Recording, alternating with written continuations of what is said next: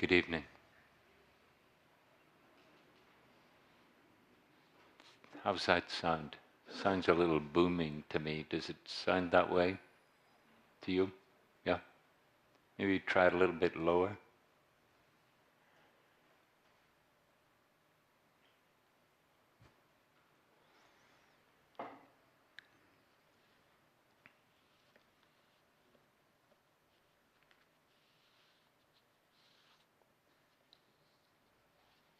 How about now? Maybe a little less? Sounds good? Okay.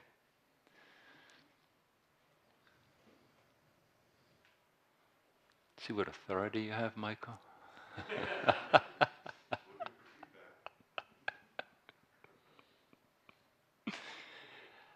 um, as many of you know, we are in the first couple of weeks of what we call a practice period, which is in a period dedicated to the process of awakening. And as a text for this process, for this period of time,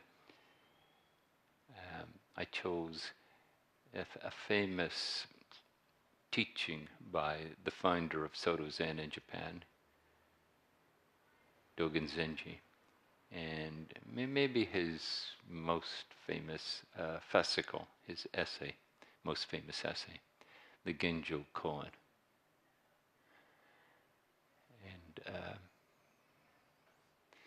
And then I matched it up, if you could call it a match.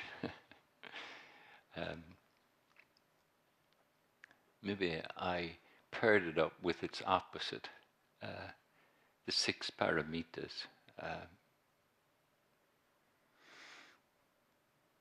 The way I've been thinking about it in the last couple of days is,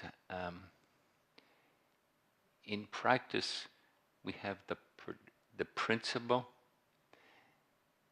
and then we have the particular setting of the occasion or the moment that we're endeavoring to call forth what the principles propose. Yeah. So what I'd like to do is I'd like to read the first paragraph, and then I would just thought we should probably do a little guided meditation. And then I would like to offer 3, if we have the time, 3 vignettes that I think of as illustrative of applying the principle to life.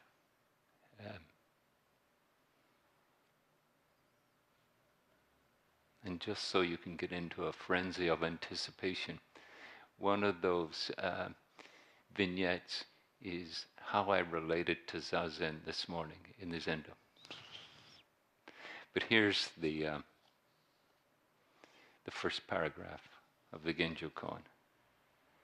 And I'm going to read a translation from Nishijima and Cross, rather than our usual one, which is by Kaz Tanahashi. When all dharmas are Buddha Dharma, then there is delusion and realization. There is practice, there is life, there is death, there are Buddhas, and there are ordinary beings. When the myriad dharmas are each not of the self, there is no delusion, no realization, no Buddhas, no ordinary beings, no life, and no death.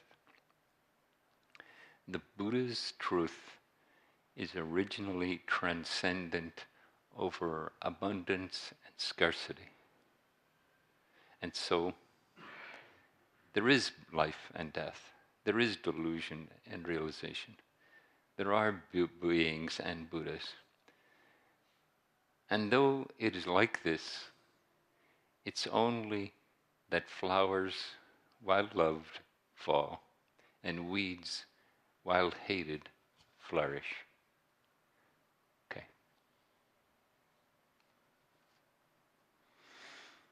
So maybe I'll offer you the first anecdote, and then we can sit for a little bit. In the class that I am teaching on Monday nights, I offered a guided meditation in relationship to a number of things. The first one is noticing, and how to be instructed by the very process of noticing. You know, when we notice, implicit in noticing is that we're just noticing what's happening. We're not endeavoring to change it into anything else. And in many ways, this carries the flavor of the Buddhist approach to awakening.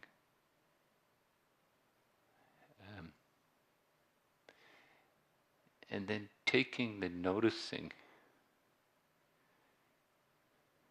and keeping that flavor of just noticing in contrast to improving or ceasing or whatever else whatever other way we might relate to what's coming up for us in the moment. Taking that noticing and bringing it into how we're experiencing the physicality of being and the breath that flows through the physicality of being.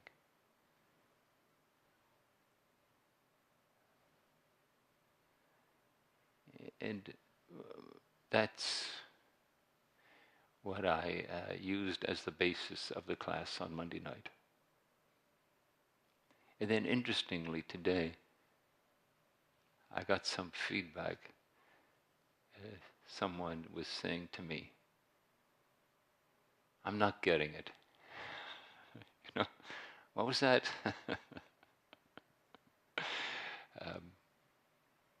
That's actually what prompted me to think, well, what if I gave 3 illustrations? Would that help?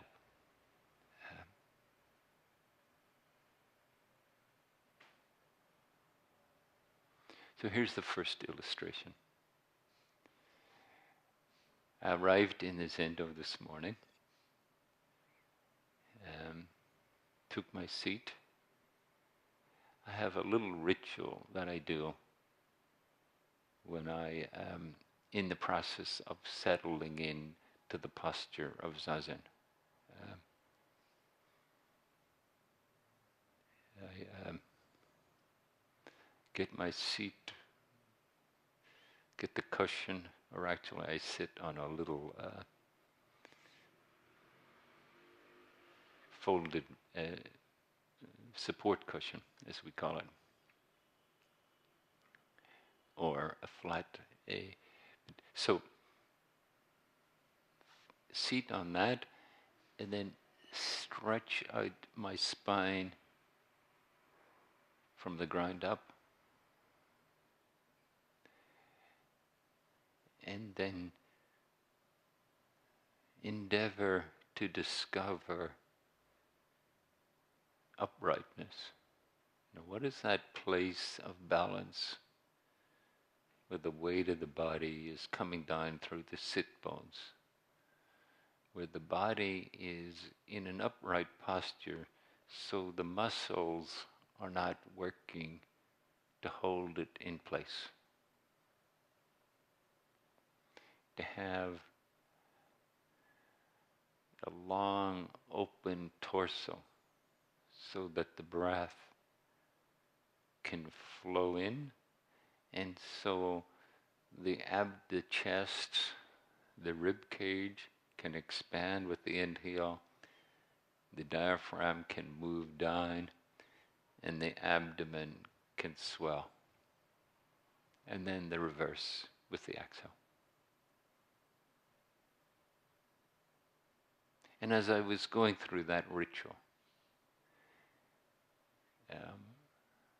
I noticed that there was a strong inclination to think about a certain issue.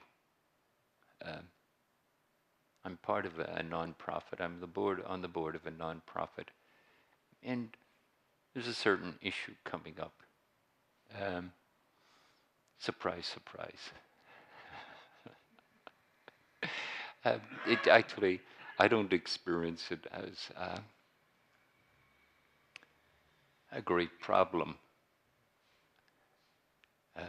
I try to persuade myself that it's a great opportunity. Sometimes that works.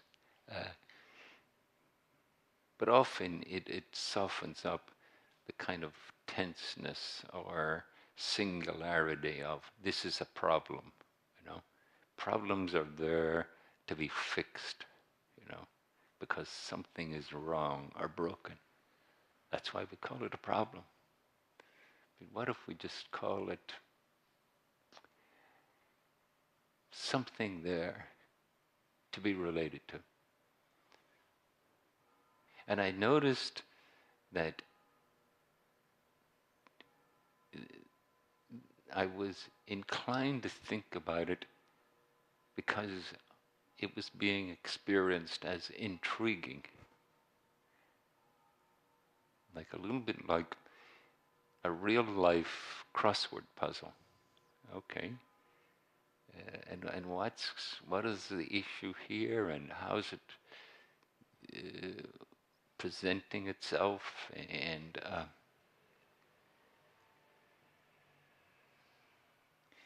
then some attachment arising that, oh, this is what would really help,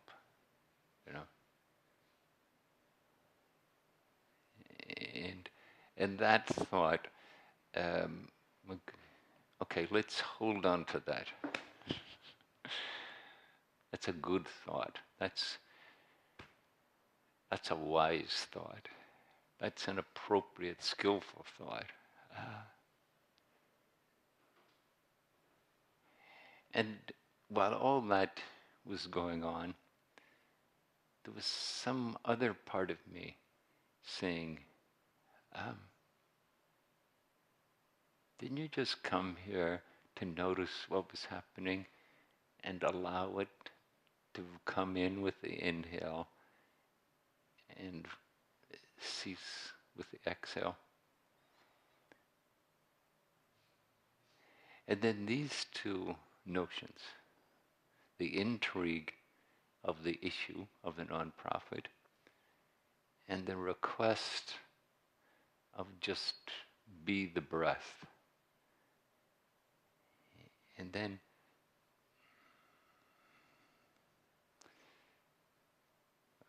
what came to mind, and in many ways came to heart, was just breathe it all in.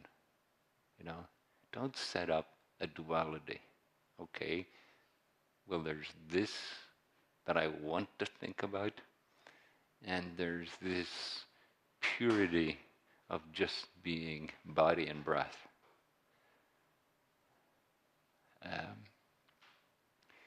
However it arises, breathe it in. It's all part of now. It's all there to be metabolized.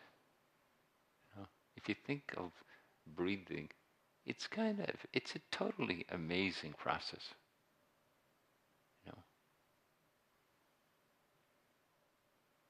Some volume of air, air. I mean, what can you say about it? Doesn't have a lot of characteristics.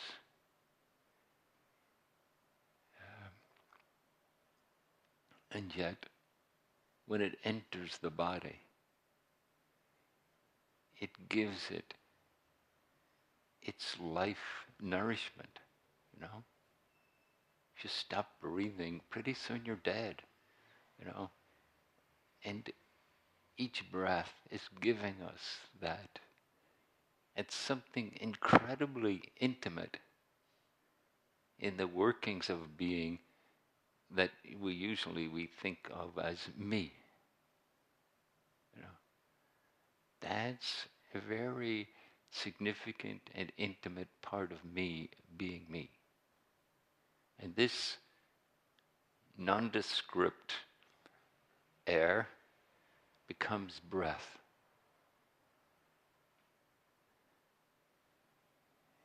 And then pauses and releases.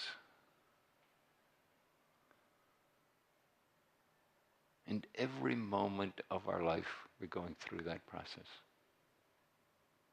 Whether we are totally tuned into it or whether we're completely ignoring it.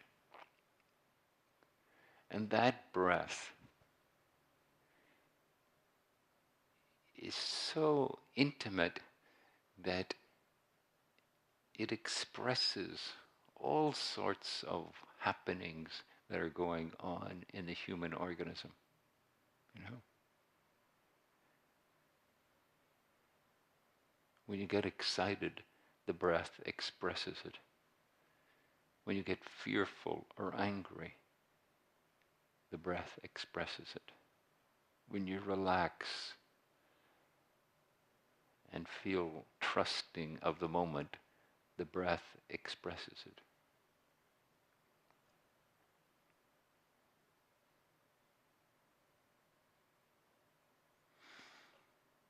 So this play was happening within me. Some version of me.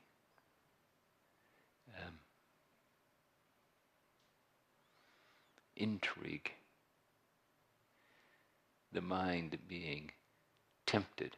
Come over here and think about this. It's a lot of fun.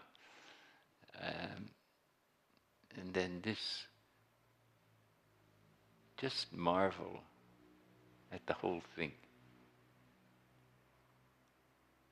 Marvel as it's breathed in. Marvel as it shimmers and reflects the state of consciousness, the state of somatic being, this state of emotionality that's present right now.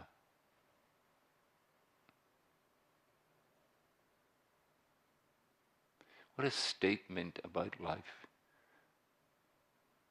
when we accept and engage the inhale.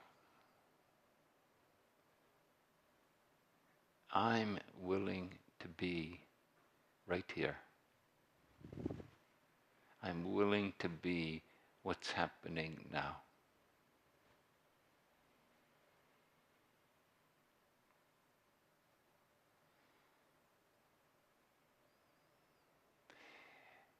And then I thought to myself, I'll just do this for a while, and then these thoughts will dissipate. And I'll settle into this intimate process. I will notice it and feel it more.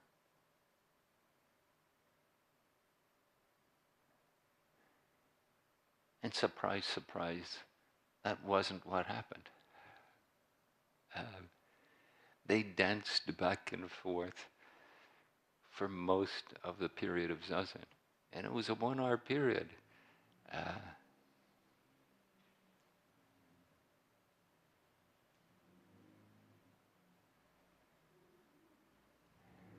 And then we're in the midst of that. And how in the midst of that is there engagement? Is there some extra effort to join more intimately with the breath? Or not?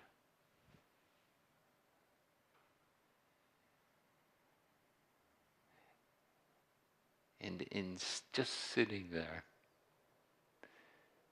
experiencing that, endeavoring to neither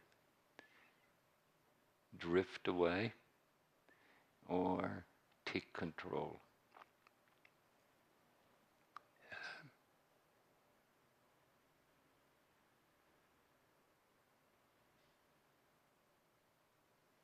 And then the bell rang.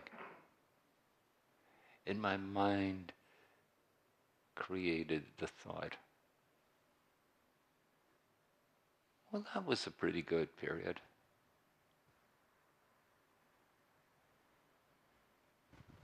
Level of awareness wasn't so bad.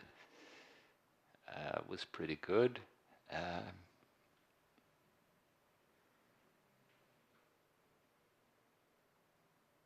And I thought of this first notion.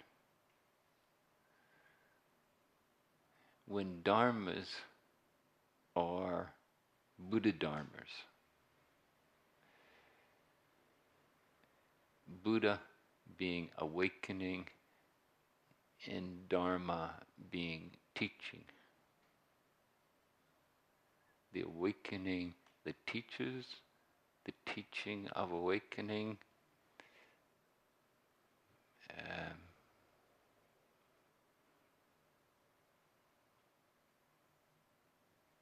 the Genjo Koan, the koan of how, what happens for us all the time can be a Dharma that invites Buddha Dharma.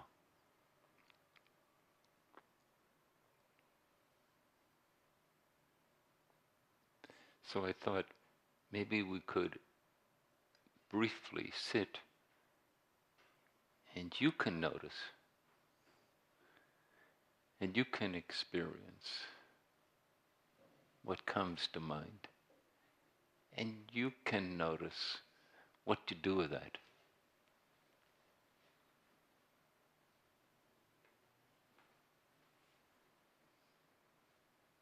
And as you do that,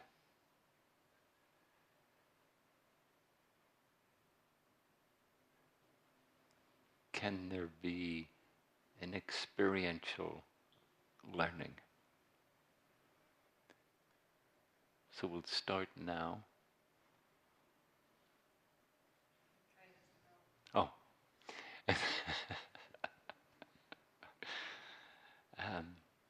Maybe you could hit the bell after 4 minutes. So just notice. Notice what comes to consciousness.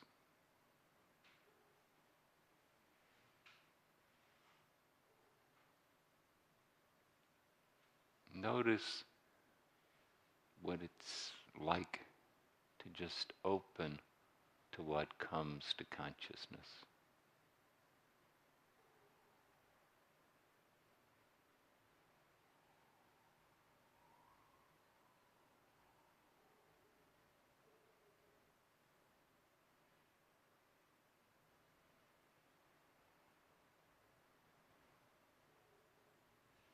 And as best you can, don't try to control it in any way.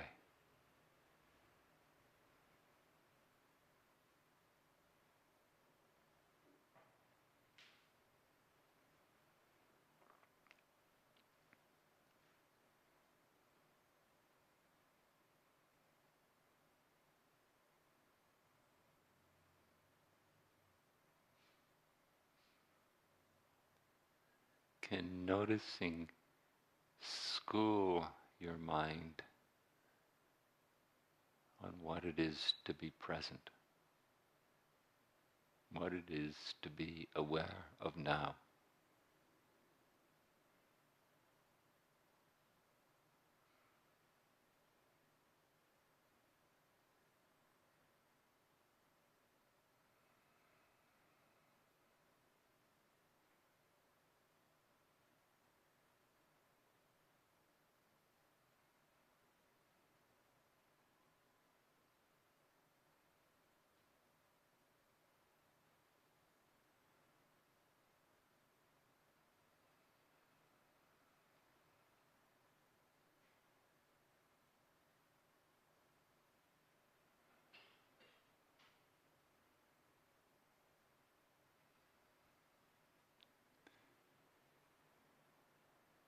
And regardless of what it is that arises or how it is,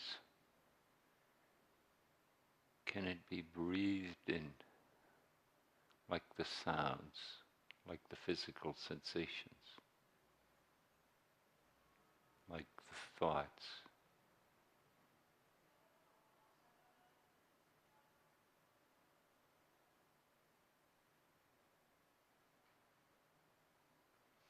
And can it be breathed out?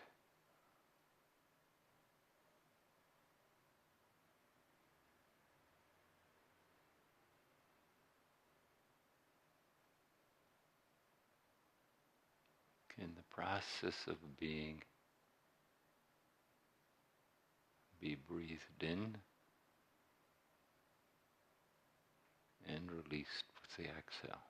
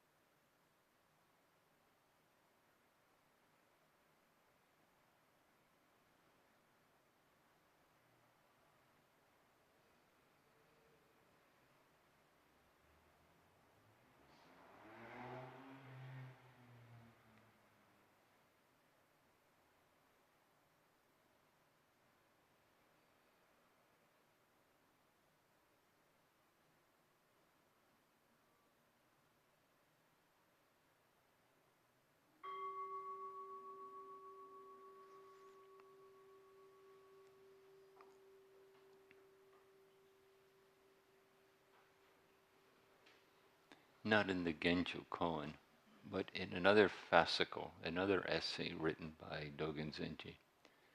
He said, this wondrous method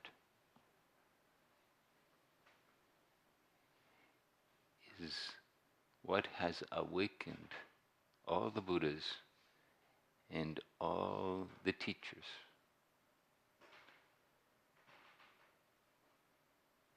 of the Buddha way.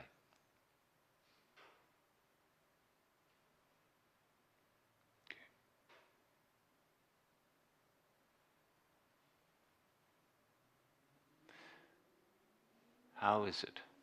What is it to let what happens for us be held in awareness and let it teach us how to awaken?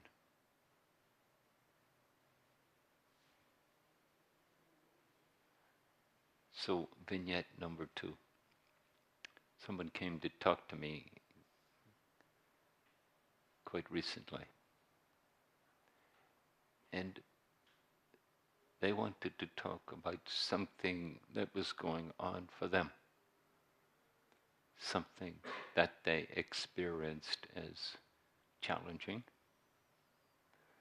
unpleasant, disturbing, and discouraging.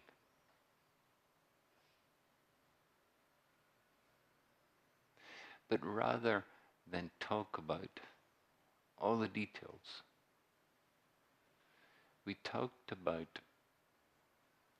how those experiences arose for them, how they impacted them, and how they related to the discouragements, the subject matter, and the impact.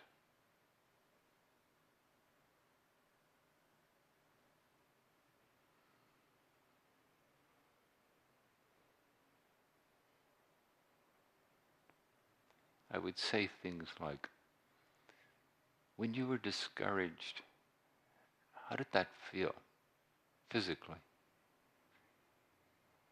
What kind of thoughts did you have about the person who was bringing up that discouragement for you?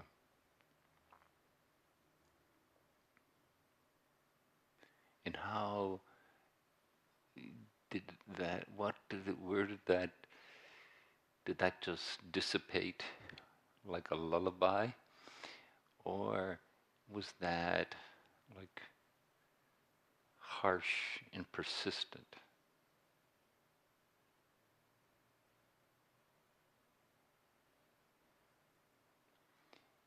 And as we discussed it in this way, the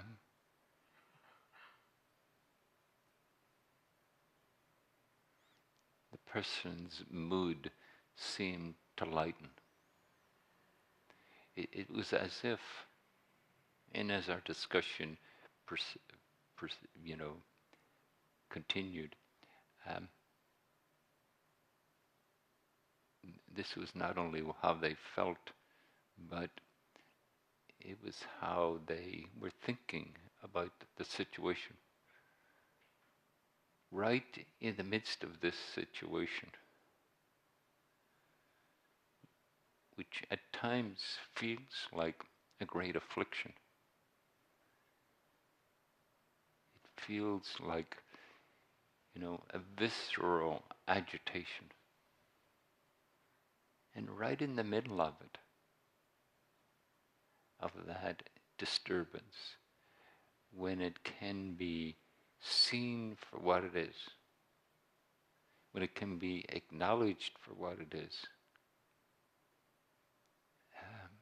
something opens.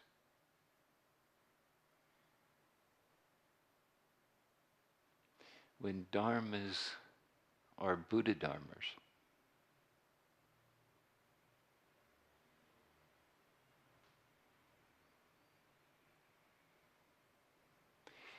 it's not as if those people who are calling forth this person's agitation, distress, frustration,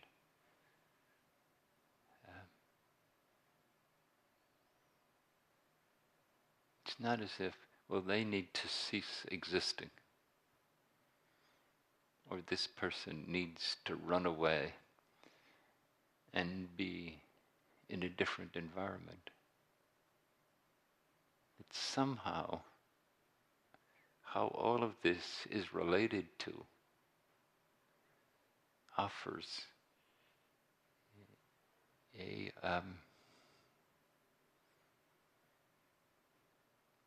path forward. Famous Zen teacher said, sometimes our life's like this. It's like we're facing a solid rock wall. It's a mile high and a mile wide. And we're being asked to take the next step.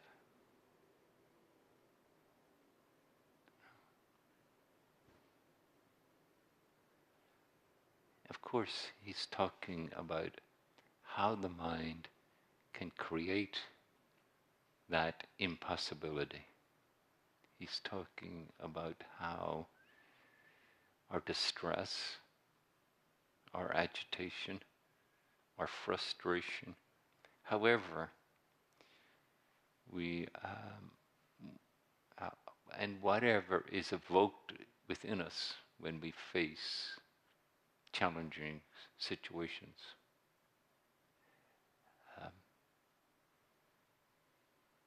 How in the midst of it do we discover liberation?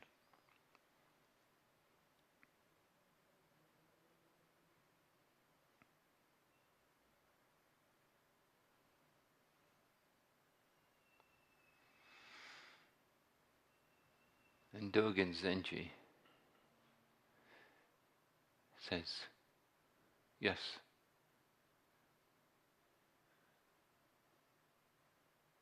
when it's without an abiding self, without a fixed sense of me and what's good for me and what I approve of and what I don't like, and all that evokes within us, our patterned behaviors, that part of which we inherited. It came with the DNA. It came with, the environment in which we grew up.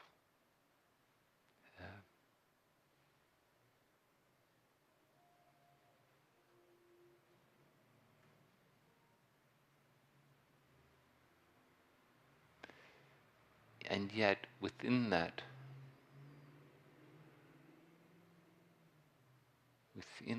we can discover, and sometimes the very intensity of it, that we're yelling no at, that very intensity cracks something open.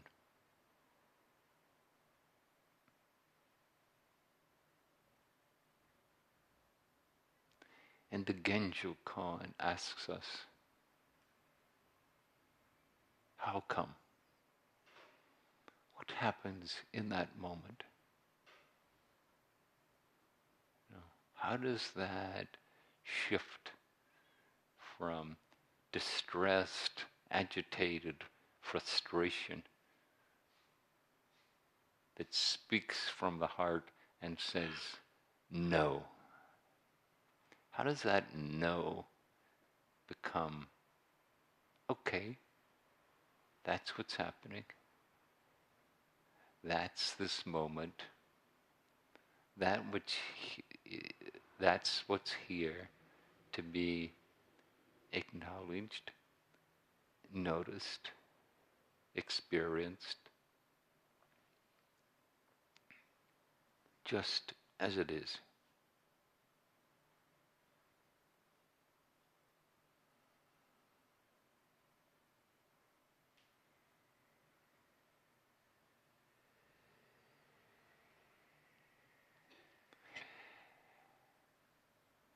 And the person, quite surprised by their own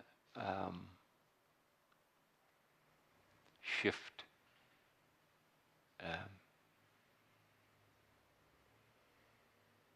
seemed to be relieved and somewhat enthused about the process of practice.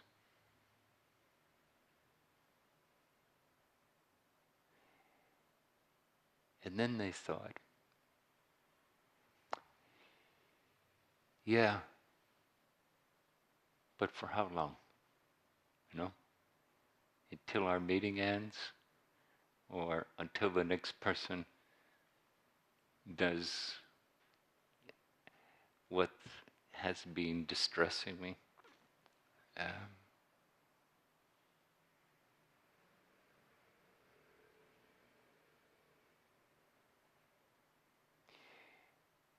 And what came to mind for me, and I thought of the Bodhisattva vow.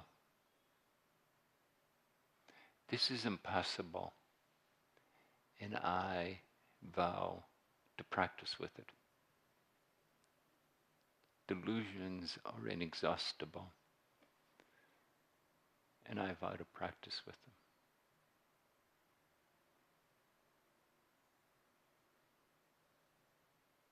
And here's the thought that came up for me, and I shared it with the person. I said, not because we're perfect, because we have some inexhaustible reservoir of resilience, but because we're imperfect. And that part of what gets taken care of is this one, you know.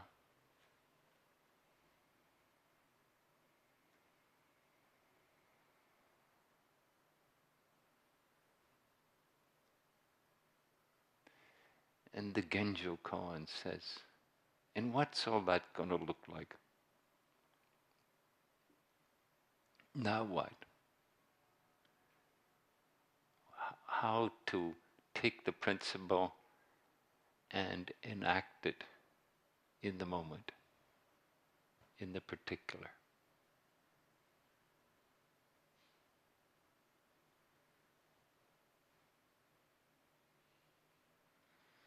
Nishijima says, the truth of the Buddha way is originally transcendent over abundance and scarcity.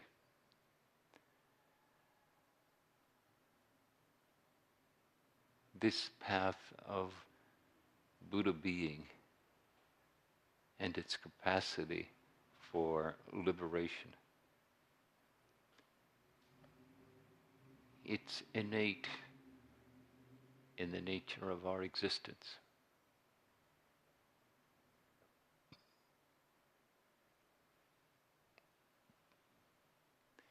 In picking up the particular and meeting it with beginner's mind, meeting it with, oh, what can I learn from this? How can I be compassionate and skillful with my agitation, distress, and discouragement? How can I uphold the notion of not harming other or self? How can I help everything to flourish?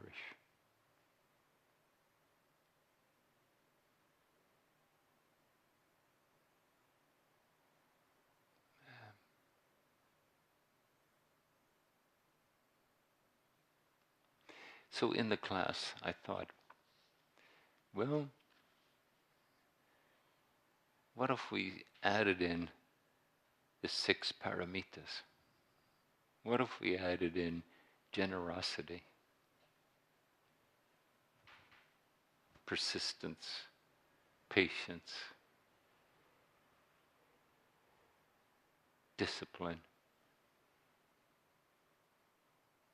awareness,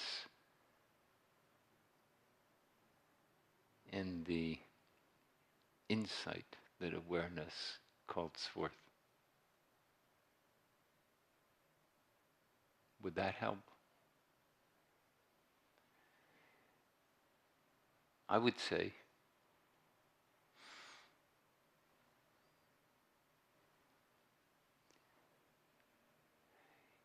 it can help us call forth the Genjo Koan. Thank you.